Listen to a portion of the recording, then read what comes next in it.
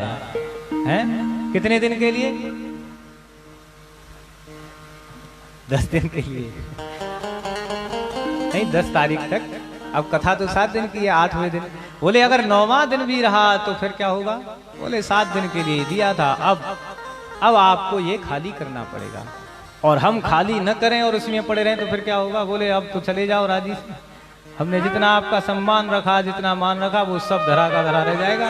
इसलिए आपको जो दिया गया है, जो अवधि दी गई है, समय दिया गया है, उतने ही समय में खाली कर दो इसको। तो भैया हमको भी उसी दिन अपना झोला डंडा बांध करके खाली करके चले जाना चाहिए, और अगर उसमें रुक गए तो फिर तो बेकार है। इसीलिए आपके पास जितना समय है, भगवान ने जितना समय दिया है, और जब वो अपना मकान खाली करवाएं, जो पंचायती धर्मशाला जिनकी है, वो पंच आपके पास आए और कहें कि भैया खाली करो, तो फिर हंसते हंसते प्रसन्नता पूर्वक इस धर्मशाला को छोड़ दो।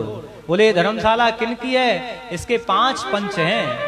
और 5 पंच कौन से हैं भैया? छित जल पावक गगन समीरा, छित जल पावक गगन समीरा, छित जल पावक गगन समीरा, छित जल पावक गगन समीरा, छित जल पावक गगन समीरा, छित जल पावक गगन समीरा, पंचरचित यति अधम शरीरा, पंचरचित यति अधम शरीरा, पंचरचित यति अधम शरीरा, पंचरचित यति अधम शरीरा। आपकी और हमारी ये पंचायती धर्मशाला के मालिक कितने हैं? 5। छिते जल पावक गगन समीरा, हवा तेज वायु आकाश पृथ्वी, ये 5 तत्वों से मिलकर के ये धर्मशाला निर्माण हुआ है। और भैया ये ऊपर से ही सुंदर है। यहाँ गोकर्ण जी कह रहे हैं देहस्थ मास रुद्रे, ऊपर से तो बहुत सुंदर दिखाई दे रहे हैं, लेकिन अंदर पता नहीं क्या क्या भरा है, मलमूत्र इत्यादि। और ये कैसा है? ये हड्डियों से बना हुआ ढांचा है, और इस पर जो है ना फिर प्लास्टर कर दिया गया है। किसका? मांस का लोथरा लगा दिया। अब फिर तो उसको सजाने के लिए आप न जाने क्या क्या करते हैं, अच्छा लगे, अच्छा दिखे। लेकिन इसकी पहचान यही है कि ये मांस मज्जा से बना हुआ पिंजरा है, और इसमें 5 तत्व हैं। जिस दिन वो खाली कराएंगे उस दिन आपको इस पिंजरे को छोड़ करके जाना पड़ेगा। इसीलिए पिताजी आपके पास समय है, और आप अभी से जाकर के अपने जीवन को सुधारो, और जिसके लिए आए हो उस काम को करो। बोले क्या करना है मुझे? धर्म भज स्वसततं त्रजलोक धर्मा, सेवस्व साधु पुरुषां जहि काम तृष्णाम्, अन्यस्य दोष गुण चिंतनमा सुमुक्त्वा, सेवा कथा रस महो नितरां पिबत्तो। हे पिताजी, यहाँ एक साधन गोकर्ण जी बता रहे हैं। ये जो श्लोक है, इसको गोकर्ण गीता कहा जाता है भागवत जी में, और ये गीता बड़ी सुंदर है, बड़ा दिव्य उपदेश है। यहाँ गोकर्ण जी पिताजी से कह रहे हैं धर्म भजत्सु सततम त्रज्यलोक धर्मान, संसार का जो धर्म है, संसार के प्रति जो तुम्हारा धर्म है उसको त्यागो, और उसको त्याग करके केवल क्या करना है? सेवस्व साधु पुरुषम जही, साधु महात्माओं की सेवा करो, उनकी संगति करो। और उनकी संगति करोगे तो क्या होगा? आपकी जो तृष्णा है वो दूर होगी। जब वो भगवान की कथाएं, भगवान की चर्चा सुनाएंगे तो आपका मन जो है ना वो निर्मल हो जाएगा, पवित्र हो जाएगा। लेकिन उसके लिए आपको क्या करना है? अन्यस्य दोष गुण चिंतन मास मुक्त्वा। हमें 2 काम करने हैं। बोले क्या? किसी अन्य के गुण को देख करके उस पर ज्यादा रीझना नहीं है, उसकी ज्यादा प्रशंसा नहीं करनी है। बोले दोषों को भी नहीं देखना है, गुणों को भी नहीं देखना है, अगर गुणों को देखोगे और उस पर रीझ जाओगे तो आसक्ति हो जाएगी, बंध जाओगे। और अगर किसी के दोषों को देखोगे कि ये बड़ा बुरा व्यक्ति है, इसमें इतने दोष हैं, इतने अवगुण हैं, ये सब देखोगे तो भी आप बंधन में पड़ जाओगे, बन जाओगे, दोष ग्रसित हो जाओगे। इसीलिए किसी के दोषों को भी मत देखो, ज्यादा किसी के गुणों को भी मत देखो, अपना मस्त रहो, बंधन में मत बंधो पिताजी। यही और इस बंधन से मुक्त होने का एक ही मार्ग है, और वो क्या है कि समय समय पर भगवान की चर्चाओं में डूबे रहना चाहिए। जब भी समय मिले तो ज्यादा समय न हो सके तो थोड़ा थोड़ा करके भगवान की चर्चाएं करते रहना चाहिए। अपने घर में ही करो, कहीं बाहर नहीं जा सकते हो तो घर में ही कोई धर्म ग्रंथ है उसको पढ़ो, सुनाओ, जिससे क्या होगा कि ये मन उनके विषय में जानेगा, और जब जान जाएगा तो उनसे प्रीति बढ़ेगी, और जब प्रीति बढ़ेगी तो भैया श्रद्धा भी हो जाएगी, संबंध भी हो जाएगा, और फिर भगवान आपके हो जाएंगे। इसीलिए पिताजी समय समय पर धर्म ग्रंथों को पढ़ लेना चाहिए। और क्या करना चाहिए? एवं सुतोक्त वसतो विग्रहम विहाय या तो बनम स्थिर मते गत षष्टि वर्ष। यहाँ भागवत जी में एक संकेत दिया है कि गोकर्ण जी कह रहे हैं पिताजी आपकी आयु कितनी हो गई है? 60 वर्ष की। और 60 वर्ष की जब आयु हो जाए तो हमें अपने परिवार को, अपने घर को त्याग देना चाहिए, वन में चले जाना चाहिए। बोले वन तो रहे नहीं, जंगल रहे नहीं, कहाँ जाएं?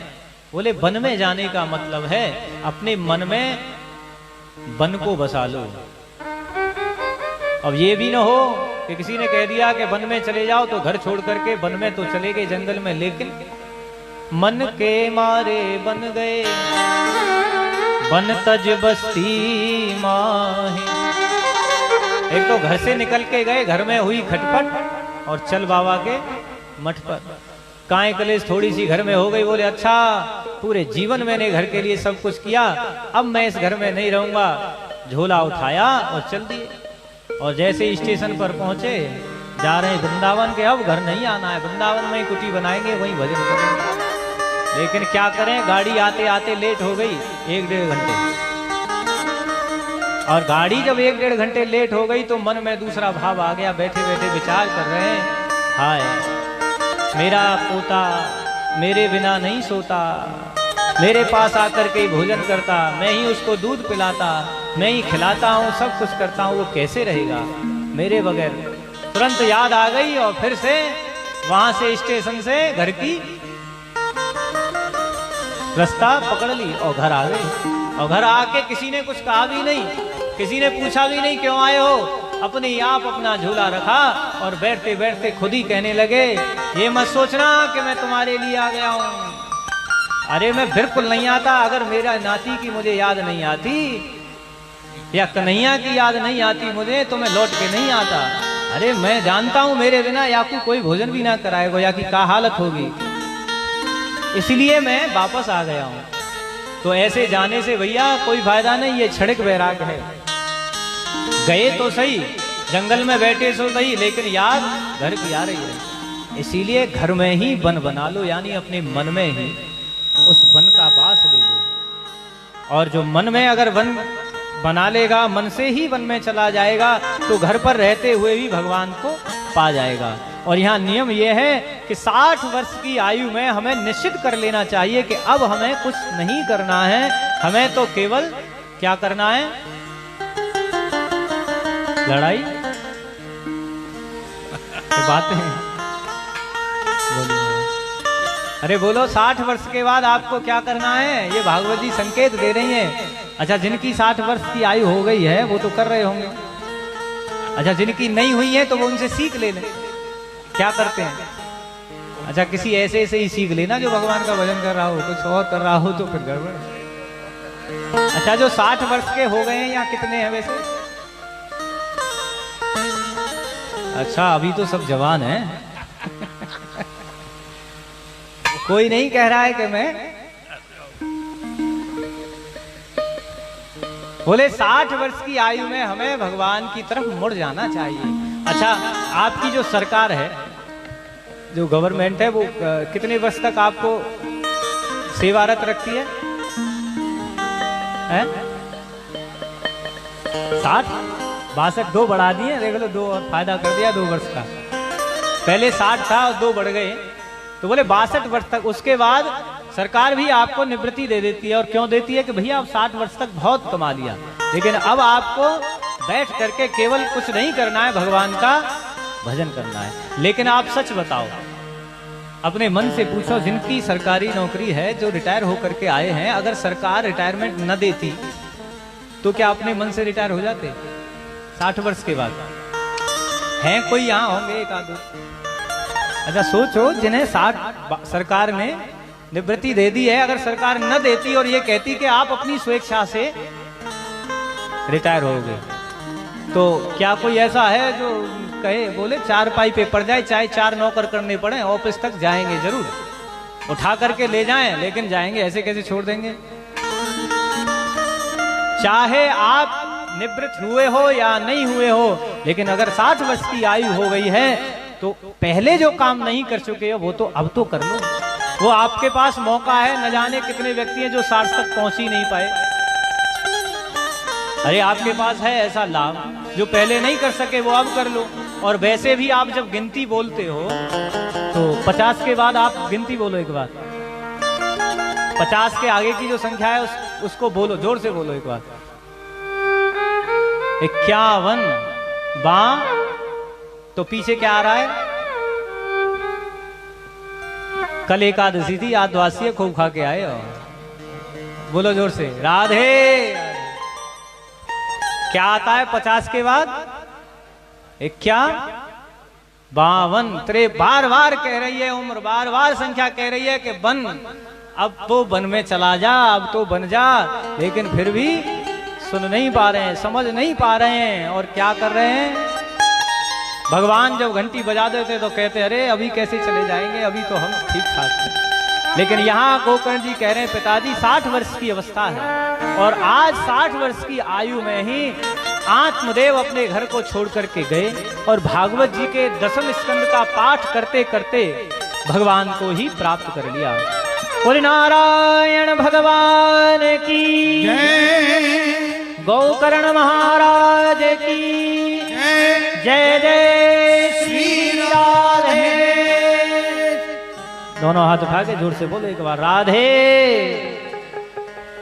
तो जो काम आत्मदेव ने किया वो काम आप भी कर सकते हो, क्योंकि ये रस ऐसा है भागवत का, आप भी पियो और दूसरों को भी पिलाओ। इसीलिए साथ में गाओ, आनंद लो। बूटी हरि के नाम की सबको पिला के पी, बूटी हरि के नाम की सबको पिला के पी, बूटी हरि के नाम की सबको पिला के पी, और बूटी हरि के नाम की सबको पिला के पी, हरि बोल। बूटी हरि के नाम की सबको पिला के पी, ओ बूटी हरि के नाम की सबको पिला के पी, बंदे बूटी हरि के नाम की सबको पिला के पी।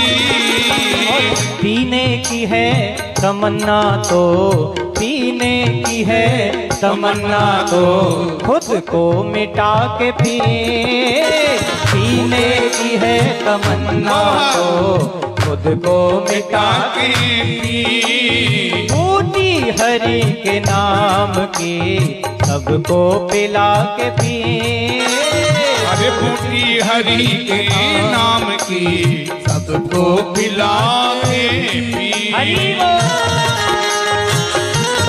बोलो बाकी बिहारी लाल की, दोनों हाथ सीधे और थाली के बाद।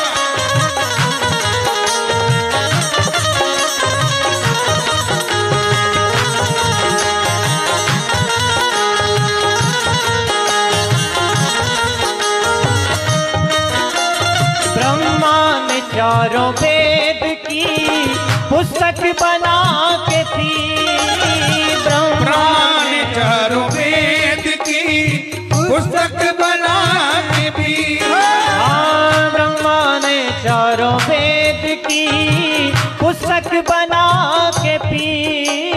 ब्रह्मा ने चारों वेद की पुस्तक बना के पी।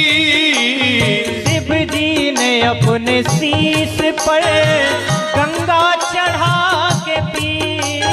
भोले ने अपने शीश पर गंगा चढ़ा के पी।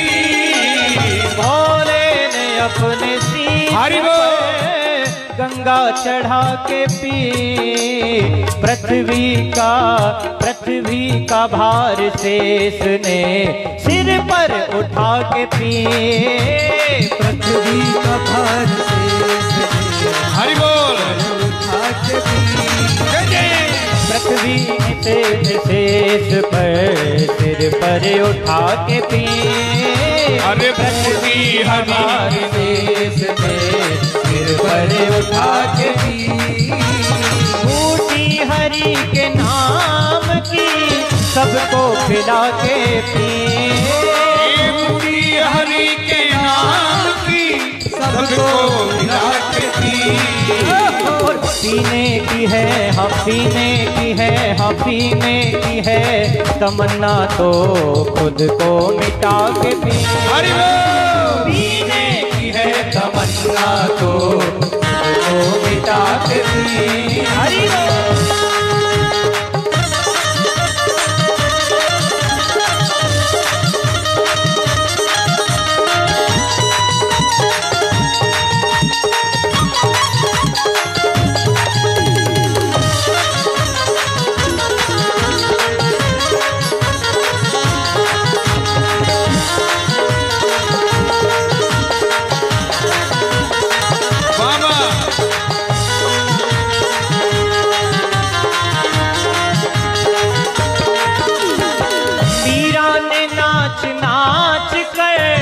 गिरधर रिझा के पिए।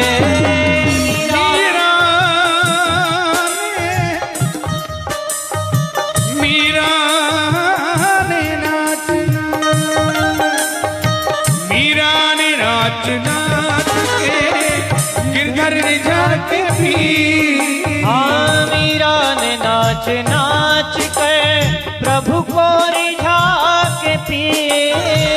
मीरा ने नाच नाच के प्रभु को रिझा के पी। सबरी ने बेर राम को मीठे खिला के पी। सबरी ने बेर राम को मीठे खिला के पी। हाँ, सबरी ने बेर राम को मीठे खिला के पी। अर्जुन ने ज्ञान गीता का, अर्जुन ने ज्ञान गीता का अमृत बना के पिए। अर्जुन ने ज्ञान गीता का अमृत बना के पिए। बूटी हरि के नाम की सबको मिला के पिए। बूटी हरि के नाम को मिला हरि को।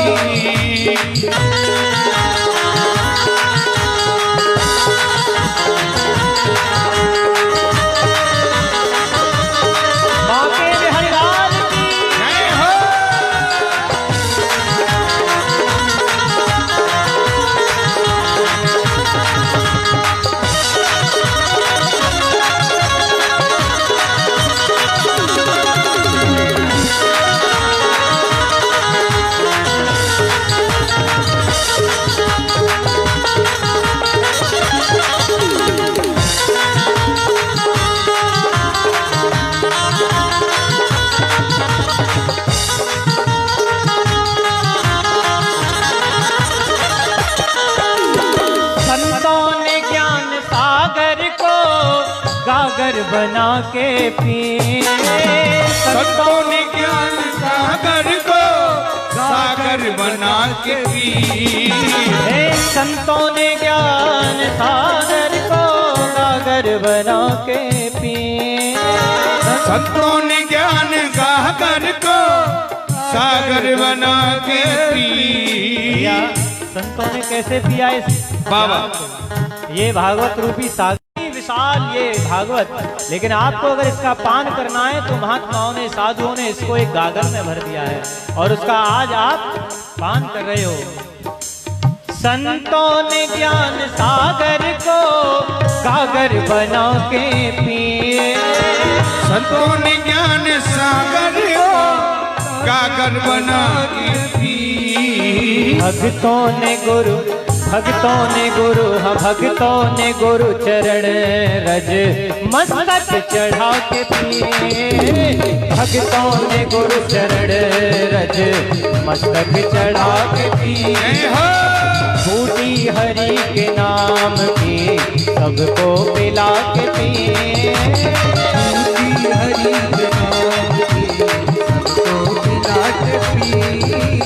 बूटी हरि के नाम की सबको पिला के पिए।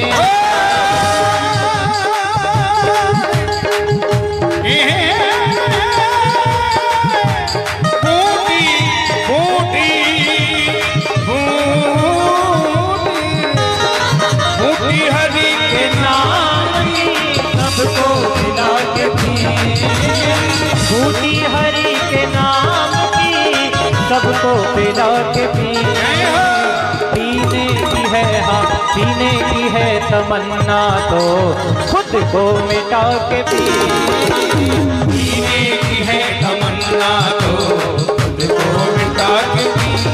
ओ जय जय गोविंद गोविंद गोपाला। ओ जय जय गोविंद गोविंद गोपाला। ओ जय जय गोविंद गोविंद गोपाला। ओ जय जय गोविंद गोविंद गोपाला। आप कुछ देर के लिए इस अमृत को पी लो, दोनों हाथ उठाओ और गाओ। आप मत गाना भैया। जय जय गोविंद गोविंद गोपाल। अरे जोर से बोलो, आवाज यहाँ तक भी नहीं रही और हमारी आवाज कहाँ जा रही है। कोई बात नहीं, गोपाला नहीं कहने आ रहा है तो कह दो अपना लाला, लेकिन बोलो बोलो गोविंद गोपाला गोविंद। जोर से बोलो, शर्माओ मत के पड़ोसी क्या कहेगी बगल वाली, है ना। दोनों हाथ उठाओ और गाओ। जय जय गोविंद गोविंद जय जय गोविंद गोविंद गोपाला। ओ जय जय गोविंद गोविंद गोपाला। ओ जय जय गोविंद गोविंद गोपाला। प्यार मुरली मनोहर नंद लाला। प्यार मुरली मनोहर नंद लाला। प्यार मुरली मनोहर नंद लाला। प्यार मुरली मनोहर नंद लाला। ओ जय जय गोविंद ओ जय जय गोविंद जय जय गोविंद गोविंद गोपाला। ओ जय जय गोविंद गोविंद गोपाला। ओ जय जय गोविंद गोविंद गोपाला। ओ जय जय गोविंद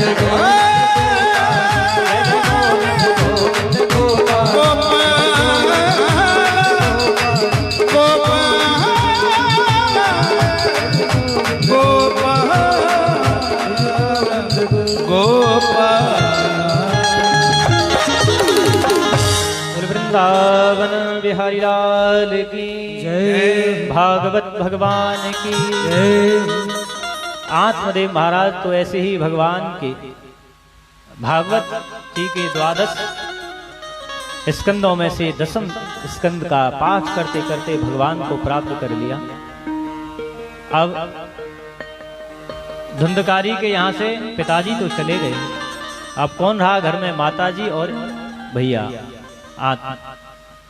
गोकर्ण। तो धुंधकारी और ज्यादा दुराचारी हो गया, पिताजी है नहीं, क्या करें?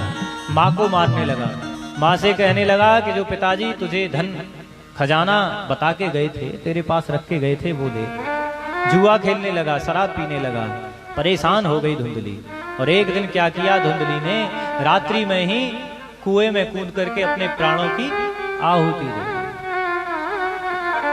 आप तो भैया घर में केवल धुंधकारी है और गोकर्ण भी है। अब साधु महात्मा पुरुष हैं गोकर्ण, समझ गए कि इस दुष्ट ने जब अपनी माँ और अपने पिता को ही नहीं छोड़ा तो ये हमें भी नहीं छोड़ेगा, हमारा भी नंबर आएगा। अगर ये हमारा अपमान करे इससे पूर्व ही हमको इस घर को त्याग देना चाहिए। तो सज्जन पुरुष बिना कुछ कहे सुने ही उस स्थान को, उस जगह को छोड़ देते हैं जहां उनका अपमान हो।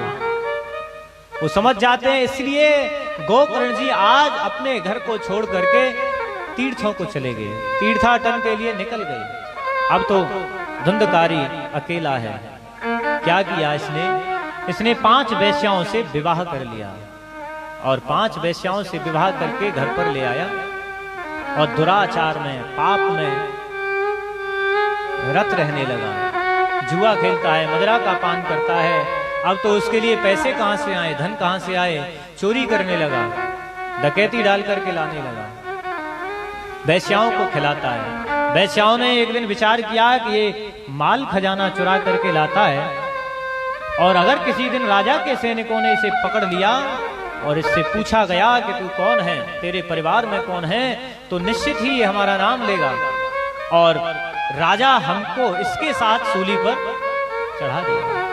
इसीलिए उन्होंने क्या किया कि रात्रि को धुंधकारी को उसी की चारपाई से बांधा और बांध करके इसका गला घोंटने लगे। गला घोंटने से इसकी मृत्यु नहीं हुई तो दहकते हुए अंगारे लिए और इसके मुंह में डाले और बड़ी यातनाओं के साथ इसके प्राण जो हैं इसके शरीर से निकले और रातों ही रात में इसके शरीर को उसी घर में गड्ढा खोद करके गाड़ दिया, दफन कर दिया और जितना भी माल था वो सब कुछ लेकर के चली गई। भैया ये कौन है? धुंधकारी कोई और नहीं है, ये जीव ही है, हम और आप हैं। और ये 5 पत्नी प्रत्येक प्राणी के हैं, वैश्याएं हैं जिनसे हम जैसे अज्ञानी मूर्ख पुरुष विवाह कर लेते हैं। बोले ये 5 वैश्याएं कौन है? रूप रस स्पर्श गंध, ये 5 विषय हैं और प्रत्येक इंसान में कोई न कोई विषय व्याप्त है। इंसान की तो बात ही छोड़ो, प्राणी मात्र की, इसमें तो 5 के 5 ये विद्यमान रहते हैं, लेकिन जिनमें ये एक भी विषय होता है वो अपने जीवन को समाप्त कर लेते हैं। पतंगा आपने देखा होगा, अभी बरसात का समय है, बारिश जब होती है और संध्या के समय ये जो बल्ब हैं ये लगे रहते हैं, दीपक आप जलाओ तो उस पर पतंगा दौड़ करके आता है, प्राणों की आहुति दे देता है लेकिन दूर नहीं जाता है, इतना उसमें आसक्त हो जाता है। हाथी इतना बड़ा बलवान है, कोई भी शिकारी उसको अपने काबू में नहीं कर सकता है, लेकिन हाथी इसी विषय के कारण शिकारी के पिंजड़े में, सर्कस में पहुंच जाता है। बोले क्यों? कि जब हाथी को पकड़ते हैं तो एक काठ की हथनी बनाते हैं, गड्ढा खोद करके उस पर फूंस डालते हैं और उस पर उसको रख देते हैं। हाथी को लगता है कि ये हकीकत में ही हथनी है और कामोक्त होकर के उस विषय में आसक्ति होकर के अपने आप को शिकारियों के हाथों में सौंप देता है। और इस इंसान में, हम जैसे प्राणियों में तो ये 5 के 5 हैं भैया। इनसे अगर बचना है तो एक ही साधन है और वो साधन है भगवान की शरणागति, भगवान का नाम। इसीलिए धुंधकारी के यहाँ 5 ही वैश्याएं हैं। जैसे धुंधकारी के माल को लूट करके ये वैश्याएं भाग गईं, उसको मार करके, वैसे ही ये 5 रस, 5 विषय हमारे और आप के पूरे जीवन को बर्बाद कर देते हैं। आज धुंधकारी मारा गया, वैश्याएं चली गईं, लेकिन धुंधकारी की मृत्यु इतनी यातनाओं के बाद हुई, दुराचारी था, अत्याचारी था, इसीलिए मुक्ति नहीं हुई, भयंकर प्रेत बन गया, भटक रहा है। गोकर्ण महाराज को पता लगा तो उन्होंने अपने भाई के लिए गया जी में पिंडदान किया, तर्पण कराया। जहां जाते हैं तीर्थ में, प्रत्येक तीर्थ में धुंधकारी के नाम से पिंडदान करते हैं, तर्पण करते हैं। एक बार लौट करके अपने गांव को आए, रात्रि के समय में अपने घर पर ही रुके तो क्या देखते हैं कि गोकर्ण जी को नाना प्रकार के जीव दिखाई देते हैं। कभी बकरा दिखाई दे, कभी भैंसा दिखाई दे, कभी कुछ दिखाई दे। गोकर्ण जी ने जल को अभिमंत्रित किया, पूछा भाई तुम कौन हो? तो ये आज धुंधकारी बोल उठा। धुंधकारी प्रेत बना हुआ और आज गोकर्ण जी से कह रहा है, अहम भ्राता तुदीयोस्मि धुंधकारीति नामतः स्वकीयेनेव दोषेण ब्रह्मत्वं नाशितं मया। मैं कौन हूं गोकर्ण जी? हे गोकर्ण, मैं तुम्हारा भाई धुंधकारी हूं और अपने पापों के कर्म के फल के कारण मैं आज प्रेत योनि में आया हूं, भयंकर प्रेत बन गया हूं, मुझे बहुत यातना हो रही है, मेरा उद्धार कराओ, मेरी मुक्ति कराओ। गोकर्ण जी ने कहा, मैंने तो तुम्हारे नाम के अनेकों श्राद्ध किए हैं, गया जी में जाकर के पिंडदान किया है, तर्पण किया है, तुम्हारी मुक्ति नहीं हुई। आज धुंधकारी बोला, भैया गया श्राद्ध सतेनापि मुक्तिर्मे न भविष्यति उपायमं परम कश्चित्तो विचारयं सांप्रतम्। अगर आप हजारों मेरे नाम से पिंडदान कर दो, तर्पण कर दो, तब भी मेरा उद्धार नहीं होगा, मुझे मुक्ति नहीं मिलेगी। गोकर्ण जी ने आश्वासन दिया कि मैं वो उपाय करूंगा जिससे तुम्हें मुक्ति मिलेगी। प्रातः काल को जाकर जगे और नित्य क्रिया से निवृत्त होकर के आज सूर्य भगवान को अर्घ दिया और सूर्य भगवान को अर्घ देने के बाद स्वयं सूर्य नारायण ने गोकर्ण महाराज से कहा कि गोकर्ण, तुम्हारे भाई की मुक्ति ऐसे नहीं होगी, अगर तुम अपने भाई की मुक्ति चाहते हो तो भागवत कथा का पारायण कराओ। श्रीमद्भागवतान मुक्ति सप्ताह वचन कुरु इति सूर्य वचः सर्वस्वधर्म रूपं तुभे श्रुतम्।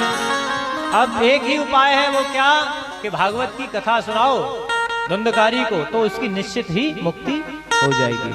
इसीलिए आज गोकर्ण जी ने गांव वालों को इकट्ठा किया और एक सुंदर सा मंच बनाया और आज गोकर्ण जी ने भागवत की कथा को कहना प्रारंभ किया।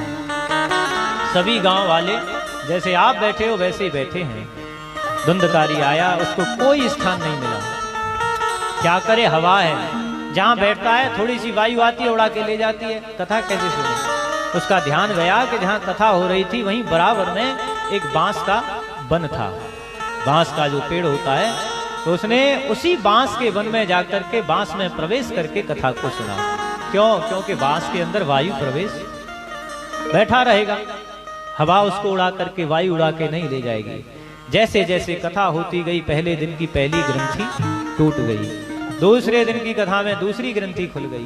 ये ग्रंथि कोई और नहीं है, हमारे और आपके हृदय में, भगवान के और जीव के मध्य में जो 7 प्रकार की ग्रंथि हैं, काम क्रोध मद मोह लोभ मद मत्सर, ये ग्रंथि अगर प्रथम दिन की कथा आपने सुनी है, एक एक करके अगर ये वासनाएं नष्ट हो जाएं तो ये समझ लेना कि भगवान की आप पर कृपा हो गई है, आपने कथा को श्रवण किया है। यही कथा का फल होता है। हम व्रत क्यों रखते हैं, उपासना क्यों करते हैं भगवान की? उपासना माने भगवान के समीप रहें अत्यधिक उस दिन। उप माने भगवान के समीप रहना, भगवान के समीप बैठना। व्रत माने प्रतिज्ञा, कोई ऐसी प्रतिज्ञा करो कि उस दिन आप काम क्रोध नहीं करोगे, उस दिन आप किसी की बुराई चुगली निंदा नहीं करोगे। लेकिन व्रत तो रखते हैं, व्रत किसका के अन्न नहीं खाएंगे, लेकिन और कामों में हमको बुराई भी पूरी करनी है जो नित्य करते हैं, झूठ भी पूरा बोलना है। जहां तक हो सके तो एक दिन का हफ्ता में ऐसा व्रत करो कि उस दिन आप झूठ न बोलें। एक दिन तो हो सकता है, ये नहीं काम चलेगा तो नहीं चलेगा, उस दिन भी झूठ चल जाएगा, बिना झूठ के तो रहा ही नहीं जा सकता। लेकिन भैया आप ये सोच लो, हम अगर झूठ बोल रहे हैं ना तो अपना ही नुकसान कर रहे हैं, किसी और का नहीं। अच्छा, जो झूठ बोलने वाला होता है वो सामने वाले से क्या अपेक्षा रखता है? अगर मैं झूठ बोल रहा हूं और मैं कोई बात सामने वाले से, वो क्या अपेक्षा रखेगा कि ये सामने वाला मुझसे सच बोले, ये झूठ न बोले। राधे, कम करो, कम भैया।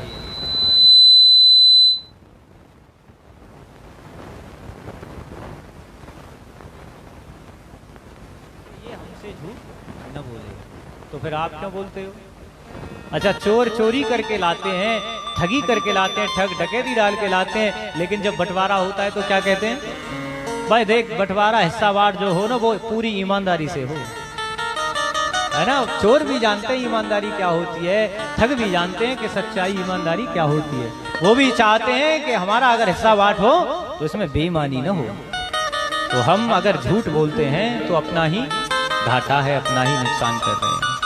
इसीलिए तो किसी एक शायर ने कहा था, राहत इंदौरी थे, उन्होंने एक बहुत अच्छा शेर लिखा कि झूठों ने झूठों से कहा है सच बोलो। मैं भी झूठ बोलता हूँ और सामने वाले से कह रहा हूँ सच बोलो। झूठों ने झूठों से कहा है सच बोलो, सरकारी ऐलान हुआ है सच बोलो। घर के अंदर झूठों की मंडी है, घर के अंदर झूठों की मंडी है और बाहर बोर्ड लगा है सच बोलो। ऐ डूबने वालों, ऐ डूबने वालों, ये गंगा तो अपनी है, इस नाव में किसने छेद किया है, अब तो सच बोलो। हम और आप ही डूबेंगे अगर झूठ बोल रहे हैं। तो जिस नौका पर हम सवार हैं उसी नौका में हम खुद अपने आप छिद्र कर रहे हैं तो वो डूब ही जाएगी। इसीलिए अपेक्षा हर किसी की है कि सामने वाला हमसे सच बोले।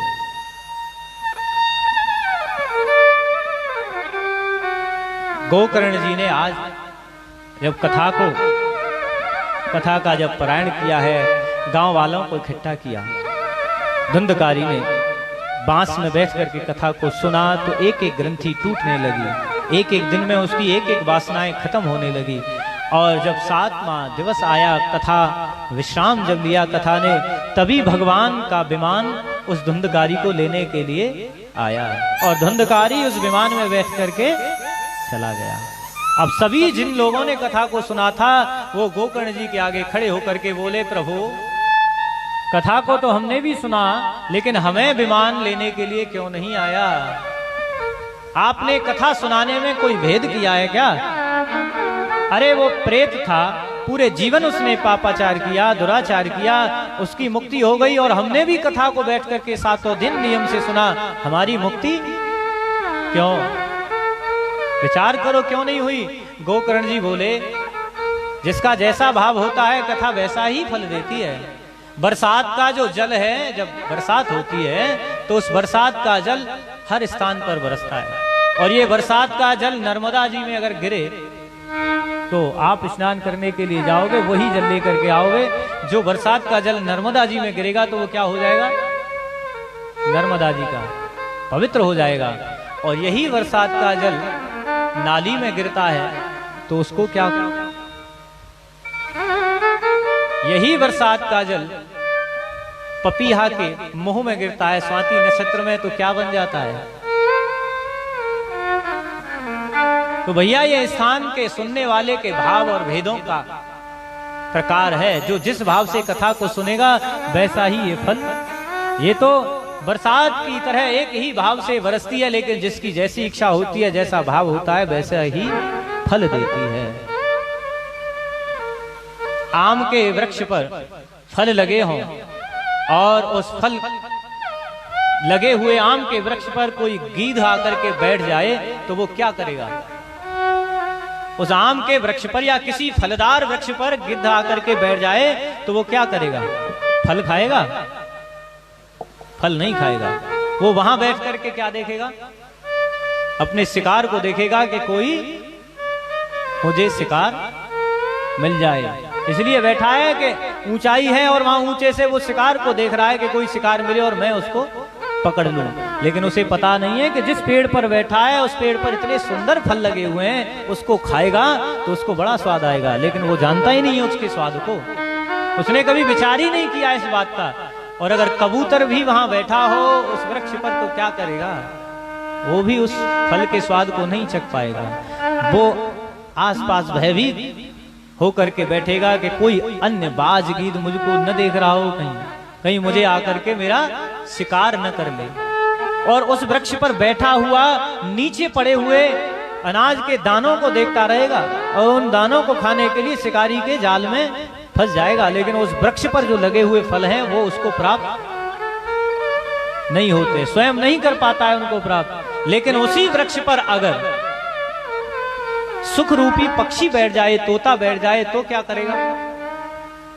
अगर फल लगे हुए वृक्ष पर, आम के वृक्ष पर या किसी अन्य फलदार वृक्ष पर तोता आकर के बैठ जाए तो वो क्या करेगा? वो बिल्कुल देरी नहीं करेगा, वो उस वृक्ष के फल को चखेगा, खुद भी स्वाद लेगा और चख करके फिर नीचे भी गिराएगा और नीचे वालों को भी उसका स्वाद प्रदान कराएगा। तो भैया ये जो भागवत है ये वैसी ही है। वेद रूपी वेद रूपी वृक्ष पर लगा हुआ ये फल है और इस पर सुखदेव जी बैठे हुए हैं, उन्होंने खुद भी इसको चखा और संसार वाले प्राणियों को भी दिया। और इसके फल को जो चखता है, जिस भाव से चखता है, उसको वैसा ही ये स्वाद देती है। इसलिए गोकर्ण जी ने समझाया, अगर तुम्हें मुक्त होने की तुम्हारी इच्छा है, मोक्ष चाहते हो, तो पुनः एक बार कथा फिर की जाए। पुनः एक बार कथा का पारायण किया गया। इस बार तो भगवान की कृपा से विमान आए और गांव वालों के साथ में गोकर्ण जी भी विमान में सवार हो गए। आज मानो ऐसा लग रहा है जैसे भगवान राम के साथ में अयोध्या वासी साकेत धाम को गए थे, वैसे ही आज गोकर्ण के साथ सभी गांव वाले भगवान के बैकुंठ को गए। बोले गोकर्ण महाराज की जय, भागवत भगवान की जय जय श्री राधे। गोकर्ण जी के इतिहास को, प्रसंग को सुनाया। और अब सनकादिक महात्मा कहते हैं कि कथा कराने से पूर्व एक मन में बात सभी प्राणियों के, सभी व्यक्तियों के मन में रहती है। जब आपके मन में विचार आए कथा कराने का, तो सबसे पहला प्रश्न उठता है कि कथा में खर्च कितना हो जाएगा? महाराज कितना खर्च हो जाएगा, क्या लगेगा? और ये बात स्वयं सनकादिक महात्मा कह रहे हैं कि कथा में क्या खर्च होता है। विवाहे यादृशं वित्यं तादृशं परिकल्पयेत्, देवज्ञं तु समाहूय महूत प्रक्षयत्नतः। बोले कथा में कितना खर्च होता है भैया? इसका बहुत सीधा सादा उत्तर दिया। किसी के मन में ये बात हो कि भागवत कराने में कितना पैसा लगेगा, कितना खर्चा आएगा, तो यहाँ लिखा गया है विवाहे यादृशं वित्तम। जितना खर्च आप अपनी बेटी के विवाह में करते हो, वैसा ही खर्च कथा में आता है। बोले कैसे? कि एक पिता अपनी बेटी के विवाह में 1 रुपया लगाता है और एक पिता अपनी बेटी के विवाह में 1 करोड़ रुपए लगाता है। जिसकी जैसी सामर्थ्य होती है वैसा ही विवाह संपन्न होता है। वैसे ही ये कथाएं होती हैं, जिसकी जैसी इच्छा हो, जैसी सामर्थ्य हो, उसके ही अनुसार कथा की व्यवस्थाएं होती हैं। बोलो राधे राधे। बोले क्या करना चाहिए? बोले कुछ नहीं, सबसे पहले जो है एक वैष्णव भगवान को मानने वाले किसी ब्राह्मण को नियुक्त करे कथा कहने के लिए। और व्यासपीठ पर बैठने का अधिकार केवल ब्राह्मण को है। इसीलिए शरीर से जिसका भी चयन करें कथा कहने के लिए, वो ब्राह्मण हो, भगवान को मानने वाला हो, संध्या करने वाला हो, परम्परानुगत दीक्षित हो। और बोले उनके साथ हो सके तो पंच विप्राणाम कथा भंग निवृत्तये वर्णम, 5 ब्राह्मणों का वर्णन करें। और ये भी संभव न हो तो 3 ब्राह्मणों का करें, और जितना हो सके फिर उतना करें। उनके साथ एक ऐसे ब्राह्मण हो, आचार्य हो, जो मूल टीका का पाठ करें, गायत्री का जाप करें, गीता का पाठ करें। ये कथा की नियम है। बोले क्या करना चाहिए? पहले समय कथा में कितना विराम दिया जाता था? कथा में लिखा हुआ है कि कथा विरामः कर्तव्यो मध्याह्ने घटिका द्वयम्। पहले जब कथा चलती थी तो 2 घड़ी का ही विराम दिया जाता था कथा में। अब 2 घड़ी कितनी हो गई? शायद 1 घड़ी जो है 22 मिनट की होती है, तो 2 घड़ी कितने की हो गई? 44 मिनट के लिए आपको 24 घंटे कथा सुननी है। केवल आपका जो लंच का समय है, जो मध्याह्न है, वो केवल 44 मिनट का होता है। 88,000 महात्मा जो कथा सुन रहे हैं ना, वो ऐसे ही सुन रहे थे, हमारी और आपकी तरह नहीं। बोले 24 घंटे में से कितना समय देते हैं? 4 घंटे। कथा का समय कितने से कितने बजे का है? 2 बजे से, और कथा प्रारंभ कितने बजे हुई दादा? कितने बजे हुई? 3 बजे। बोले जो समय है उसमें भी कटौती, इसीलिए पहले तो मात्र 44 मिनट का विराम, उसके बाद में दोनों समय कथा होना शुरू हुई सुबह शाम। लेकिन अब जो है 3 घंटे 4 घंटे, उसमें भी आने वालों की बड़ी अच्छी संख्या होती है। बोले चलो 6 बजने वाले हैं, आधा घंटा रह गया है, प्रणाम तो कर ही लेंगे, बैठ तो लेंगे, आज इतनी ही सही, कल फिर देखेंगे। उसमें भी कोई 4 बजे आएगा, कोई 5 बजे आएगा, कोई 5:45 बजे आएगा, कोई तो व्यवहार निभाने आएगा कि जब आरती होगी और माताजी की, सरला माताजी की निगाह पीछे जाएगी तो दिख जाएंगे, तो समझ जाएंगे कथा सुनने के लिए आए हैं। हाँ, ये कथा के श्रोता हैं। कोई तो कथा मन से सुनने आते हैं जिनको इच्छा है, कोई संबंध, कोई व्यवहार निभाने के लिए आते हैं। अब देखो यहाँ तो स्वतंत्र है माइक पे, हमारे पीछे आप कुछ भी कहें, व्यासपीठ स्वतंत्र है कहने के लिए, जो देखते हैं जो समझते हैं वो बोलते हैं, कथा में जो लिखा है वो। आगे भी निवेदन है कि कुछ श्रोता व्यवहार निभाने के लिए आते हैं, कार्ड गया है, निमंत्रण गया है, चलो चलते हैं, अगर नहीं गए तो बुरा मान जाएंगे, फिर हमारे यहाँ वो नहीं आएंगे। इसलिए व्यवहारिकी श्रोता भी होते हैं और सोता भी होते हैं और श्रोता भी होते हैं और सोने वाले भी होते हैं। घर पे नींद नहीं आ रही है, कथा में बढ़िया नींद आएगी, डॉक्टर ने खूब गोली दे ली लेकिन नींद आ नहीं रही है, क्या करें, बड़े परेशान है। लेकिन कथा इतनी बढ़िया है कि बैठते ही पंखा की हवा में आहा आराम से नींद आती है। ये भी सही है, घर पे सोने से अच्छा है कि कथा के प्रांगण में सो। अरे जब राधे राधे होगा, जय घोष होगा, तो कम से कम कानों में आवाज तो जाएगी, कुछ सुनोगे तो सही। बोलो राधे, देख लो जग गए ना आप। इसीलिए कुछ भैया श्रोता होते हैं, कुछ काट छाट करने के लिए आते हैं, उनका काम है, और कुछ आप जैसे सभी भक्तों जैसे श्रोता होते हैं, बड़े भाव से कथा को सुनते हैं, समझते हैं। इसीलिए इसमें नियम दिया गया है, घृतम पानम पयम पानम कृत्वा वे शृणुयात सुखम। वैसे कथा में नियम है कि घी पी करके कथा का श्रवण करो 7 दिन। बोले घी न हो तो, बोले पय पानम, दूध पियो, बोले दूध भी नहीं है, इतना दूध कहाँ से आए और न पिया जाएगा, न शरीर की शक्ति क्षीण हो जाएगी, दूध से हमसे नहीं रहा जाएगा। बोले कोई बात नहीं, ये भी न हो सके तो फलाहारेण, अरे फलाहार ले लो, दोनों समय फलाहार करो। बोले फिर भी नहीं है, घर के काम है, व्यवस्थाएं सब देखनी पड़ती है, इधर भी जाना है उधर भी जाना है। बोले कोई ऐसी बात नहीं है, दोनों समय फलाहार नहीं कर सकते तो एक समय फलाहार करो। बोले वो भी ना हो सके तो, बोले तो भी कोई बात नहीं है। बोले भोजन करो, बोले दोनों टाइम करें भोजन के, हाँ बिल्कुल करो। नो पावासो वरम प्रोक्तम कथा विघ्न कारको यदि भोजन तु परम मन्ये कथा श्रवण कारकम।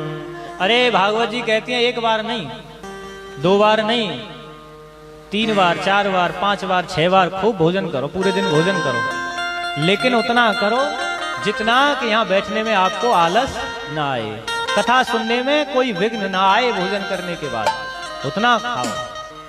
ऐसा कोई बंधन नहीं है, जिसकी जैसी व्यवस्था हो, जैसी स्थिति हो, जैसी परिस्थिति हो, वैसा ही हो करके कथा को सुने। और ये कथा गोकर्ण जी ने आत्मदेव के लिए अपने नगर में सुनाई, और यही कथा सनकादिक महात्मा कहाँ कह रहे हैं? हरिद्वार में। और उसी हरिद्वार में इस कथा में अनेकों संत आए, प्रहलाद जी आए, अर्जुन आए, नारद जी आए, व्यास जी आए, स्वयं सुखदेव जी महाराज आए, और भगवान भी स्वयं आए उतर के। प्रहलाद स्थालधारी तरल गति कया, 14 कांसधारी बीड़ाधारी सुरर सिंह, स्वर कुशलतया राग कर तो अर्जुनो भवो।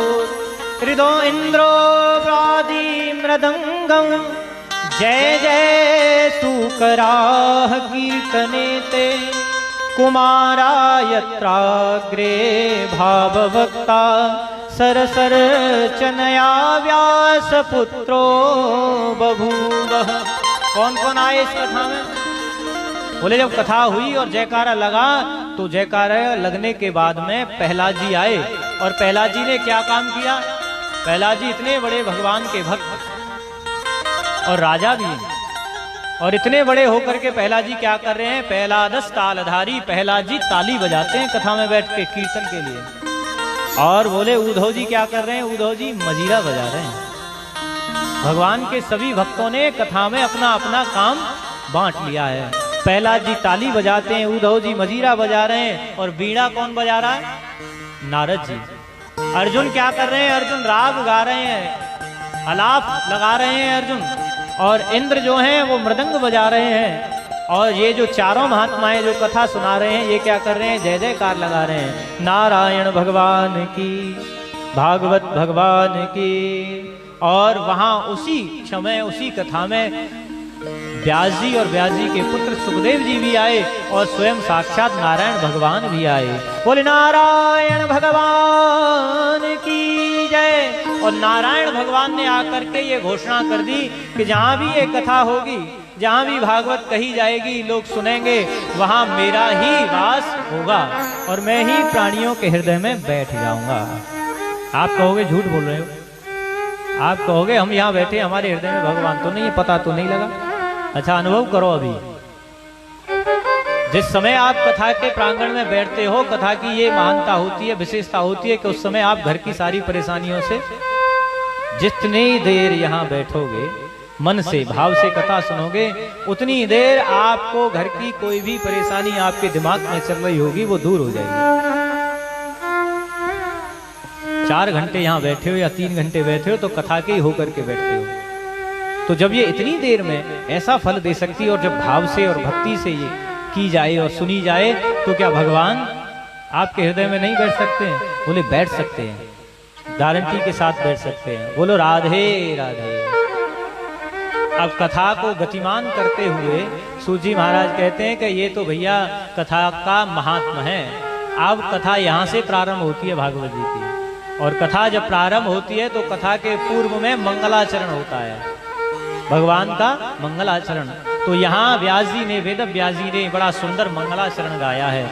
जन्माद्यस्य यतोन्वयादितरतश्चार्थे सुविज्ञ स्वराट तेने ब्रह्महृदायादि कवये मुह्यन्ति यत्सूरयः तेजो वारिमृदां यथा विनिमयो यत्र सर्गो मृषा धाम्ना स्वेन सदा निरस्तकुहकं सत्यं परं धीमहि सत्यं परं धीमहि सत्यं परं धीमहि। वेद व्यास जी ने मंगलाचरण जब किया है प्रारंभ में, तो भगवान को सत्य कह करके संबोधित किया है। यहाँ ये नहीं कहा कि शिव परम धीमहि, नारायण परम धीमहि, कृष्ण परम धीमहि, क्योंकि अगर जो नारायण को मानने वाले होते और अगर यहाँ नारायण परम धीमहि वेद व्यास जी कहते तो भगवान शंकर की जो आराधना करते हैं शायद वो कथा सुनने में संकोच करते, कहते ये तो नारायण की कथा है, हम क्यों सुने। और अगर शिव परम धीमहि लिखते तो नारायण को मानने वाले कहते कि ये तो ज्यादा महिमा भैया, इसमें तो भगवान शंकर की गाई गई है, इसीलिए हम संकुचित भाव से कथा सुनते। लेकिन यहाँ भगवान को सत्य कह करके वेद व्यास जी ने दर्शाया है कि भगवान कौन है, सत्य है। और सत्य कौन है आगे जब आप कथा सुनोगे, जब देवकी के यहाँ भगवान जो है प्रकट हो रहे हैं, तब देवता भगवान के लिए सत्य सत्य कह करके प्रार्थना करते हैं। सत्यम परम सत्यम व्रतम सत्यम त्रिनेत्रम। भगवान कैसे हैं? भगवान सत्य है, भगवान का व्रत सत्य है, भगवान का सब कुछ सत्य है। सत्यात्मकं त्वां शरणं प्रपन्ना। तो भगवान कौन है? साक्षात नारायण भगवान, कृष्ण भगवान सत्य स्वरूप हैं। और वो कैसे हैं? जन्माद्यस्य यतोन्वयादितरतश्च। अरे वो वैसे तो अजन्मा है, वैसे तो भगवान कभी जन्म नहीं लेते हैं, लेकिन भक्तों के कारण उन्हें जन्म भी लेना पड़ जाता है। और वो कैसे हैं? संसार के सृष्टि को रचने में, सृष्टि का लय करने में, लालन पालन करने में पूरी सृष्टि का हेतु है। जन्माद्यस्य यतोऽन्वयादितरतस्यार्थे सुविज्ञः स्वराट्। भगवान ने सृष्टि को बनाया है, सृष्टि को रचा है, फिर भी सृष्टि को बनाने के बाद में हम और आपको नजर नहीं आते, अविज्ञ रहते हैं, दिखाई नहीं देते, लेकिन भगवान कण कण में है, भगवान सृष्टि में है। और भगवान कैसे हैं? स्वराट है, भगवान को किसी की आवश्यकता नहीं है। भगवान की सत्ता तो नित्य है, सनातन है, उन्हें किसी भी वोट की जरूरत नहीं है। यहाँ आप देखो अपने परिवेश में तो जो सत्ताधारी है उन्हें किसी न किसी के आवश्यकता है। अगर कोई सांसद हो, प्रधानमंत्री हो, मुख्यमंत्री हो, उनको किसकी जरूरत है? वोटों की। अरे उनको आप अपना वोट दोगे तभी तो वो पद पर बैठेंगे, तो वो आपके आश्रित हैं। लेकिन भगवान किसी के आश्रित नहीं है। भगवान तो स्वयं, ये ज्ञान जो है ना वो भगवान के आश्रित है, भगवान किसी के आश्रित नहीं है। भगवान स्वराट हैं, उन्हें किसी की आवश्यकता नहीं है, वो अपने आप में परिपूर्णतम है भगवान। और ऐसे भगवान ने ही तेने ब्रह्म हृदय आदि कवयो, जो ब्रह्मा है इस संसार के पहले कवि ब्रह्मा, जब ब्रह्मा को उत्पन्न किया, प्रकट किया, तो ब्रह्मा जी के हृदय में भगवान ने संकल्प मात्र से ही ज्ञान प्रवेश करा दिया। क्या ब्रह्मा जी कोई स्कूल गए पढ़ने के लिए? ब्रह्मा जी किसी कॉलेज में गए, किसी यूनिवर्सिटी में गए? अरे भगवान ने संकल्प मात्र से ही ब्रह्मा जी के हृदय में पूरा का पूरा ज्ञान जो है ना प्रवेश करा दिया। इसीलिए भगवान किसी पर आश्रित नहीं है, भगवान स्वराट हैं। और ऐसे भगवान की लीला देख करके हमारी और आपकी तो बात ही क्या है, ब्रह्मा जी जैसे बड़े बड़े देवता, बड़े बड़े महर्षि ऋषि मोहित हो जाते हैं भगवान ऐसे। कैसे? तेजो वार मृथाम यथा विनवयो। अरे जैसे अग्नि में आपको कभी कभी लकड़ी जब जलती है, कभी कभी जब आप आग जलाते हो तो उसमें से द्रवीभूत होकर के कुछ पानी सा दिखाई देता है आपको, ऐसा प्रतीत होता है कि इस आग में से पानी निकल रहा है। तेजो वार मृदाम। और जैसे कभी आप किसी रोड पर जाओ, किसी रेगिस्तान में जाओ तो जल दिखाई देगा, आपको जल का भास होगा, लेकिन वहां सत्यता में जल है नहीं। ऐसे ही भगवान की ये सृष्टि है। भगवान की सृष्टि हमें जो है सत्य प्रतीत होती है, लेकिन भगवान ने इसको बनाया है, ये भैया झूठी है। लेकिन भगवान के कारण, भगवान की माया के कारण हमें सत्य आभास होता है, भगवान ऐसे हैं। और द्वितीय श्लोक में स्वयं सुखदेव जी ने मंगलाचरण किया है। धर्म प्रोजित के तबोत्र परमो निर्मत्सराणाम सता वेद्यं वस्तु शिवदं तापत्रयो नमूलनम्। श्रीमद्भागवते महामुनिकृते किं वा परेरीश्वरः सत्यो हृद्येव रुद्धते त्रिकृतभिः शुश्रूभिस्तक्षणात्। यहाँ धर्म का निरूपण किया गया है। व्याख्याएं तो बहुत बड़ी हैं। ये जो मंगलाचरण है अनेकों टीकाकारों ने अनेकों ग्रंथों में अनेकों उपसंहिताओं में लिखा है। 108 प्रकार की व्याख्याएं हैं, अपने अपने पर्क से, अपने अपने मत से सभी ने मंगलाचरण की व्याख्या लिखी। लेकिन इसका धर्म का जो द्वितीय श्लोक में निरूपण किया गया है कि धर्म कैसा है। एक होता है भैया धर्म और एक होता है परम धर्म। बोले धर्म क्या है? हमारा धर्म यह है कि जिस परिवार में, जिस घर में हमने जन्म लिया है उस परिवार की देखरेख करें, माता पिता की सेवा करें, और गृहस्थ जीवन में है तो सभी परिवार के रहने वालों का लालन पालन की जिम्मेदारी है, सबको देखें। बोले ये तो है धर्म, व्यवहार में रह करके इसको निभाना है। और बोले परम धर्म क्या है? परम धर्म है आप जिसके लिए आए हैं अपने लक्ष्य को पहचानो। परम धर्म यह है कि हमें इस संसार में भेजा गया है अपना उद्धार करने के लिए, भगवान से मिलने के लिए, और हम जो है उस परम धर्म को भूल जाते हैं। धर्म के निभाने के, धर्म को निभाते निभाते हम जो है परम धर्म की याद करना ही भूल जाते हैं कि वो परम धर्म भी है। आप घर से चले कथा श्रवण करने के लिए, बोलो राधे राधे। कथा का समय था 2 बजे से और घर से निकले आप 1:30 बजे, पहुंच जाएंगे समय से, 2 बजे जाके बैठना है। और रास्ते में ही कोई आपका पुराना मित्र मिल गया, काफी समय के बाद मिले हैं, अब उनसे मुलाकात हुई है तो चर्चा भी होगी। राजी खुशी पूछी, अच्छा घर बराबर में ही था तो सोचा कि अब यहाँ मिले हैं और घर न ले जाएं तो इनको बुरा लगेगा। ये धर्म कहता है कि मित्र आया है तो चलो घर तक चलें, तो घर भी ले गए। अब घर ले गए तो उनकी सेवा भी की, स्वागत भी किया। और स्वागत सेवा करने में ही आप कहाँ आ रहे थे? कथा सुनने के लिए। और स्वागत राजी खुशी सेवा करने में ही आपका समय जो है वो निकल गया। और जब आपको ध्यान आया, घड़ी की तरफ निगाह गई और आपने जब देखा तो कितने बज गए? बोले 6 बज गए, अब तो आरती हो गई होगी। तो क्या हुआ? ऐसे ही ये जीव है, ये प्राणी है, यानी धर्म को निभाते निभाते हम जो है परम धर्म को करना ही भूल जाते हैं, उस धर्म में ही फंसे रह जाते हैं। इसीलिए वेदांती महर्षि इत्यादि कहते हैं कि धर्म में थोड़े से कपट को मिला दिया। बोले कपट कैसा? स्वार्थ को मिला दिया। बोले स्वार्थ क्या? कि धर्म में अगर स्वार्थ होगा तो ये प्राणी उसको जल्दी पकड़ लेगा। इसीलिए तो कथा के फायदे बताए जाते हैं कि इस कथा से क्या होता है, क्योंकि स्वार्थ जब होता है ना तो उससे ज्यादा लगाव हो जाता है। अच्छा सच बताओ, आपको यहाँ, अच्छा जिस परिवार में कथा हो रही है वो परिवार तो वही काम, स्वर्ण का ही काम करते हैं। तो जो सोना होता है, शुद्ध सोना होता है, क्या उस शुद्ध सोने से कोई आभूषण बन सकता है? पक्के सोने से, प्योर सोने से कभी कोई आभूषण नहीं बन सकता है। उसमें मिलावट जरूर करनी होगी, तभी कुछ न कुछ आकृति दे पाएंगे। ऐसे ही जब तक धर्म में कोई स्वार्थमय कपट महात्मा ऋषि नहीं मिलाते तो इससे भी कोई न कोई आकृति, कोई न कोई लाभ नहीं मिलता।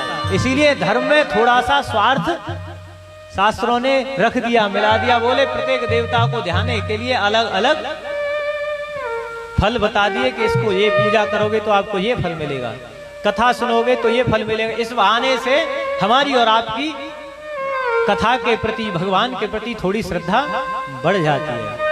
इसीलिए उस धर्म का निरूपण किया और बोले कथा को सुनने का अधिकारी कौन है? निर्मत्सर, जिसके मन में कोई मत्सरता न हो। बोले मत्सरता क्या है? बोले मत्सरता बड़ी खराब है। जो बाहर काटते हैं आपको रात्रि में, वो क्या होते हैं? मच्छर। मच्छर का काम क्या होता है? काटना। और जब खा लेता है तो अरे यहाँ तो मच्छर लग रहे हैं, इसीलिए उनसे बचाव के लिए क्या करते हैं? मच्छरदानी ले आओ, ऑल आउट ले आओ, मोर्टिन ले आओ, न जाने क्या क्या चीज है, वहां उन मच्छरों को तो दूर कर देते हैं। बाहरी मच्छर जो है वो हमको बाहर से खाते हैं, लेकिन ये मच्छर जो है ना ये हमें अंदर से खाता है। अच्छा ये कैसे दूर होगा? ये तो केवल भैया भगवान की कथा जब सुनोगे और भगवान के चरणों में जब आपका अनुराग बढ़ेगा तभी दूर होगा। ये मत्सरता है क्या कि मैं तो ऐसा हूं, कोई बात नहीं।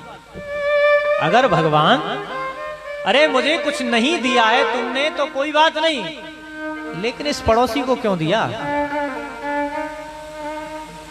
या मेरे मिलने वाले को क्यों दिया? अच्छा सच बताओ, आप जो है जो मत्सरता का भाव जो रखते हो, जो जलने का जो भाव है, आप उनसे ही रख सकते हो जिनको आप जानते हो, जिनको आप, जो आपके संबंधी हैं या जिनसे आपका परिचय है। किसी ने किसी की प्रशंसा कर दी, भाई उसके यहाँ बड़ी बड़ी गाड़ी है, बड़ा कोठी बंगला है, ये है, तो बड़ा अफसोस होगा मन में, हे भगवान हमारे यहाँ क्यों नहीं है? ऐसा उसने क्या किया था जो उसके यहाँ है? अरे चलो हमारे यहाँ नहीं हो तो ठाकुर जी ऐसा करो उसके यहाँ भी ना हो, अरे हम जैसा तो हो जाए। यही मत्सरता है। किसी गृहस्थी ने, बेचारे ने किसी महात्मा के द्वारा दिया हुआ मंत्र जपा और भगवान खुश हो गए। भगवान खुश हो गए तो भगवान ने कहा कि वरदान मांगो। भगवान बोले तुम जो मांगोगे वरदान, उसका दुगना फल तुम्हारे पड़ोसी को मिलेगा, उसका दोगुना आपके पड़ोस वाले को मिलेगा। मांग लो क्या मांगना है, नहीं तो हम जा रहे हैं। सोच में पड़ गया क्या मांगो, लेकिन फिर भी बोला भगवान चले जाएंगे, इससे तो मांगो। बोले जो भी सोचोगे वो आपको मिल जाएगा, जाओ। अब भगवान की नित्य पूजा करता है, उसके घर में किसी चीज की कमी होती है, उसने सबसे पहले पूजा की प्रातः काल उठ करके और भगवान से प्रार्थना की और बोला भगवान अब तो इस घर में रहते रहते हम जो है परेशान हो गए, कोई व्यवस्था नहीं है, ऐसा करो ये हमारा घर रातों रात में बढ़िया सा बंगला बन जाए। भगवान तो वरदान दे के गए थे, उसका भी बंगला बन गया, लेकिन प्रातः काल जब वो अपने घर से बाहर निकला तो उसका तो एक और उसके पड़ोसी के दो बन गए। अब जैसे ही उसने बराबर में देखा और इसको बिना करे के दो दो मिल रहे हैं और हम एक में ही रह गए, बड़ा इसको जलन हुई। बोले ऐसे कैसे, ये मजे में है, तपस्या हमने की, भगवान को खुश हमने किया, आनंद इसके आ रहे हैं, ऐसा नहीं होना चाहिए। लेकिन और देखा कि अब की बार कुछ और भगवान समझ जाएं, तो उसने एक गाड़ी की मांग की तो उसके घर में एक आई और पड़ोसी के यहाँ दो आई। उस पर ये सहन नहीं हुआ, उसने कहा अच्छा, बराबर में बैठ करके कुर्सी पर बैठा बैठा अखबार पढ़ता रहता है, बड़े मजे में है। अब दूसरे दिन जैसे भगवान के पास बैठा और भगवान से बोला, हे भगवान मेरी एक टांग टूट जाए, हे ठाकुर जी मेरी एक टांग टूट जाए। अब एक टांग से लंगड़ाता हुआ बाहर निकला तो क्या देख रहा है, पड़ोसी की दोनों ही। फिर हंस रहा है कि देख अब तक साथ ले रहा था, देख मैं तो एक से चल भी लूंगा और तू चल भी नहीं पाएगा। तो यही मत्सरता का भाव है। अगर मुझे कुछ मिले न मिले, लेकिन मैं जिनको जानता हूं, हमको ईर्ष्या, हमको जलन, मत्सरता उनसे ही होती है जिनको हम जानते हैं। नहीं तो इस संसार में कितने कितने धनी लोग पड़े हैं, कितने कितने अन्य लोग हैं जिनको हम नहीं जानते, उनसे हमारा कोई मतलब नहीं, कुछ कहते भी नहीं उनके विषय में। इसीलिए मत्सरता का दोष जिस दिन निकल जाएगा हमारे हृदय से, उस दिन हम कथा में बैठने के, सुनने के अधिकारी बन जाएंगे। और जिस दिन अगर मत्सरता निकल गई, अधिकारी बन गए, तो भैया सच पूछो उसी क्षण आपके हृदय में भगवान बैठ जाएंगे। शिवदम, आपका स्वरूप शिव का हो जाएगा, आपका कल्याण हो जाएगा, तीनों ताप निर्मूल हो जाएंगे। ये इसका प्रभाव है। और भगवान आपके हृदय में आकर के अवरुद्ध हो जाएंगे। यहाँ बैठना नहीं कहा, बोले अवरुद्ध हो जाएंगे। आपके भगवान कौन बन जाएंगे? कैदी। अच्छा, आप जो कथा में बैठे हो, या आपको क्या कहेंगे कि कथा में श्रोता बैठे हैं या विराजमान हैं? आप कैदी थोड़े ही हो, आप तो विराजमान हो। अच्छा, अवरुद्ध होने में और बैठने में बड़ा अंतर है। जो कारावास होता है, जेल जो होती है, उस जेल की चार दीवारी के अंदर दो तरह के व्यक्ति रहते हैं। बोले उसी चार दीवारी में मुजरिम रहते हैं, अपराधी, और वो अपनी अपनी जेल में, कैद में बंद रहते हैं। तो उनको क्या कहते हैं बाहर से? बोले कैदी। कोई मिलने के लिए जाए तो अंदर कहा जाता है फलानी कैद में जो कैदी नंबर, इतने नंबर का जो मुजरिम है, कैद है, वो कैदी को बुलाओ। लेकिन उसी चार दीवारी में, उसी गेट के अंदर एक व्यक्ति और बैठे रहते हैं अपनी ऑफिस में, जिन्हें क्या कहते हैं? जेलर। तो जेल का मालिक, देख रेख जो करते हैं, जेलर साहब बैठे हैं। उनके लिए कोई कहता है कि ये भी जेल में कैद है? नहीं। बाहर से कोई पूछेगा कि जेलर साहब कहाँ हैं, कि वो अपनी ऑफिस में विराजमान है, बैठे हैं। लेकिन वो कैदी कहाँ है, कैद है, उसके लिए कैदी बोला जाएगा, क्योंकि वो कैद है, अपनी मर्जी से ना आ सकता है और नहीं जा सकता है। और जेलर विराजमान है, वो जब चाहे तब बाहर जा सकता है, जब चाहे तब अंदर आ सकता है। ऐसे ही आप हो, आपका मन लग रहा है तो यहाँ बैठे हो, और नहीं लग रहा है, अच्छा नहीं लग रही है कथा, तो उठ करके चले जाओगे, कोई जबरदस्ती थोड़ी है। और यहीं दो चार पहरेदार खड़े कर दिए जाएं साइड में, इधर डंडे लेकर के, और कह दिया जाए कि 4 घंटे तक आपको यहाँ से उठना नहीं है, अन्यथा देख लो डंडा हाथ में, तो क्या होगा? आपका कितना भी मन करे, आप जाना भी चाहें तो भी आप जा नहीं पाएंगे, क्योंकि रोक है, अवरुद्ध हो गए हो आप, रोक लग गई है। ऐसे ही जिस समय आप के अंदर मन में निर्वस्तता का गुण आ जाता है, कथा में बैठ जाते हो, उसी क्षण भगवान आपके हृदय में अवरुद्ध हो जाते हैं। वो जाना भी चाहे, उनको कोई काम भी हो, अगर जाना भी चाहे फिर भी वो जा नहीं सकते हैं, अपनी मर्जी से वो कहीं नहीं जा सकते हैं। इतनी विशेषता है इस कथा की। बोले अब जो तीसरा मंगलाचरण किया है सूजी महाराज ने किया है, निगम कल्पतरोर गलितं फलं सुख मुखादमृत द्रव संयुतं पिबत भागवतं रसमालयं मुहुरहो रसिका भुवि भावुका। बोले ये भागवत जी कैसी है? निगम कर पतरोर गलितम, वेद रूपी निगम यानी वेद रूपी वृक्ष पर पका हुआ फल लगा हुआ है, और ये पके हुए फल की तरह है। और बोले ये फल ऐसा है कि इसमें न तो गुठली है और न इसमें छिलका है, केवल इसमें तो भैया गूदा ही गूदा है। और ये खाया नहीं जाता है फल, ये पिया जाता है, और ये फल बड़ा मीठा है, बड़ा स्वादिष्ट है। बोले इसका प्रमाण क्या है? हर कोई अपने सामान की प्रशंसा करता है। आप बाजार में जाओ और किसी फल वाले से, रेहड़ी वाले से, और पूछो कि ये केले कैसे हैं, सेब कैसे हैं, तो बार बार उनको अपने कपड़े से उससे चमकाएगा और आपसे कहेगा भैया ये बहुत मीठे हैं, ये तो भैया जलेबी से ज्यादा मीठे केले, ले जाओ, चाहे उनमें स्वाद हो या ना हो। तो अपने माल की, अपने सामान की हर कोई प्रशंसा करता है। इसीलिए हे सूजी महाराज, आप भी भागवत जी की ऐसी प्रशंसा कर रहे हो, इसका कोई प्रमाण है? बोले है ना, ये फल इतना मीठा है कि इसका प्रमाण किसने दिया? बोले इसका प्रमाण दिया है सुखदेव जी महाराज ने। बोले कैसे? तोता जो होता है वो जब किसी वृक्ष पर बैठता है, फलदार पर, या किसी बाग में जाता है, तो तोता उसी फल को खाता है जो मीठा होता है। या तो ये समझो कि उस तोते को उस फल के मीठे होने का आभास होता है, जानकारी होती है, पता लगा लेता है। या फिर ये हो सकता है कि जिस फल में तोता अपना मुख मार दे या चोंच लगा दे, वो फल मीठा हो जाता है। आप भी देखोगे कि जब किसी बगीचे में जाओ, किसी बाग में जाओ, तो आप सबसे पहले उसी फल को उठाएंगे जिस फल में तोते ने अपना मुंह लगा रखा हो। आपकी तो बात अलग है, आप पढ़े लिखे लोग हो, लेकिन हम जैसे तो उसको ही उठाएंगे। जब जाते थे बचपन में घूमते घूमते बेर खाने के लिए या सपड़ी के बाग में चले जाओ, तो पक्का अनुमान लगाते थे कि ये जो फल गिरा है इसमें उसने, तोते ने चोंच मार रखी है, उसका खाया हुआ है, तो ये निश्चित ही मीठा होगा। और वाकई में ही वो मीठा निकलता है। इसीलिए इस भागवत रूपी फल को सुखदेव जी ने स्वादिष्ट बताया है, पहले इसको चख रखा है उन्होंने, इसीलिए प्रमाण दिया है कि ये फल निश्चित ही मीठा है, इसको खाओ, ऐसा ये फल है। पिबत भागवतम रसमालयम मुहुरहो रसिका भुवि भावुका। और इसको बार बार पीना चाहिए। और यहाँ संबोधित किया गया है कि इस कथा में भैया केवल दो लोगों को ही ज्यादा महत्व दिया गया है, बुलाया गया है। बोले कौन? एक रसिक और एक भावुक। जो कथा के रसिक हैं वो अगर कथा सुनेंगे तो आनंद आएगा, और जो भावुक हैं, भगवान की भक्ति में डूबे हुए हैं, कथा सुनना चाहते हैं, उनको भी आनंद आएगा। और अगर कोई तीसरा आ गया तो वो तीसरा फिर समझ नहीं पाएगा। एक सेठ जी ने गर्मी के समय में प्याऊ लगाई और उसमें बड़ा सुंदर मीठा पानी सबको पिला रहे हैं, और जो प्यासे हैं वो पी करके जा रहे हैं। एक महोदय आए, उनसे निवेदन किया कि भैया जल पी लो, जलपान करो।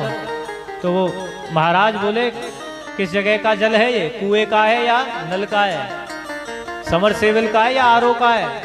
हजारों प्रश्न पूछने लगे। बोले ये जिस पात्र से तुम पिला रहे हो जल, ये साफ है, इसको पवित्र कर लिया या नहीं? वो क्यों प्रश्न कर रहे हैं इतने? क्योंकि उनको प्यास नहीं है। अगर उनको प्यास होती तो फिर देखते नहीं कि ये जल कहाँ का है और ये पात्र कैसा है, पी लेते। इसीलिए व्यास जी कह रहे हैं कि इस कथा में दो लोगों को निमंत्रण है, एक रसिक और एक भावुक। किसी ने कहा तीसरे आ जाएं तो क्या भगा दोगे? बोले भगाएंगे तो नहीं, बैठा लेंगे, बैठ जाएंगे, लेकिन वो तीसरे आकर के कांट छांट ही करते रहेंगे, उनका मन नहीं लगेगा कथा में। तो सुनाना किसे चाहिए? रसिक और भावुक को। तीसरे आए, बैठे, बड़े भाव से कथा चलती है और उसको सुनते हैं केवल दो ही लोग, रसिका भुवि भावुका। ये कथा नैमिष क्षेत्र में हो रही है, और नैमिष क्षेत्र में आज सौनक जी ने सूत जी महाराज जी से प्रश्न किए हैं 6, और यही प्रश्न किए हैं। ये भागवत जी के 6 प्रश्न बड़े दिव्य हैं। सबसे पहला प्रश्न किया है कि इस प्राणी का कल्याण कैसे होगा।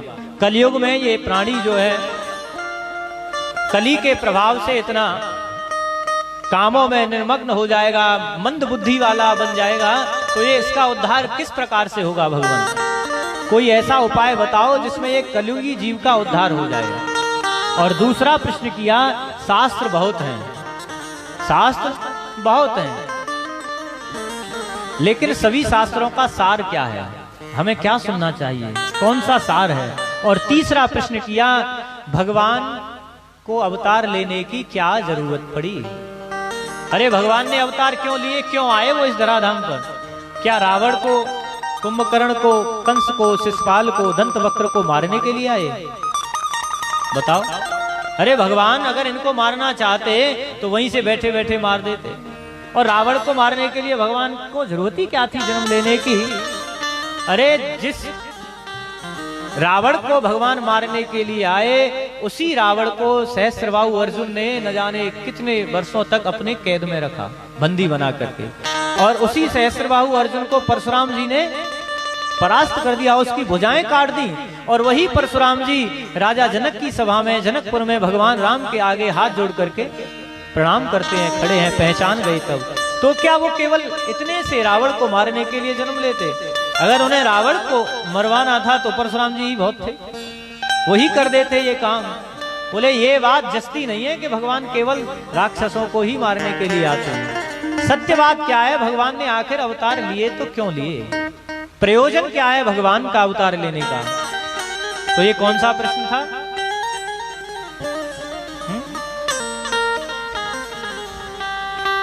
बताओ, भूल गए हम लोग।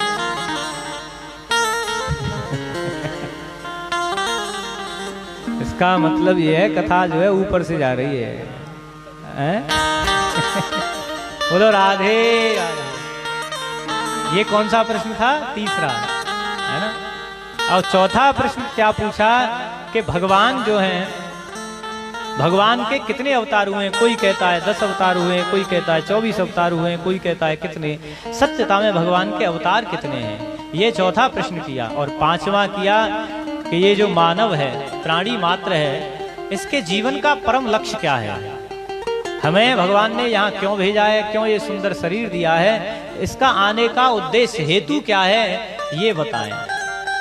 और छठा प्रश्न पूछा कि जब द्वारकाधीश द्वापर के अंत में जाने वाले थे तो उनको पता था कि कलयुग आने वाला है और कलयुग में पाप बढ़ेगा, अधर्म होगा, अत्याचारी होंगे, तो भगवान गए ही क्यों? और अगर भगवान गए इस धराधाम को छोड़ करके तो ये धर्म जो है वो किसकी शरण में गया? इस धर्म ने किसकी शरण ली? कृपा करके इन प्रश्नों का आप जो है हमें जवाब दें, हमें बताएं कि आखिरकार ऐसा क्यों हुआ।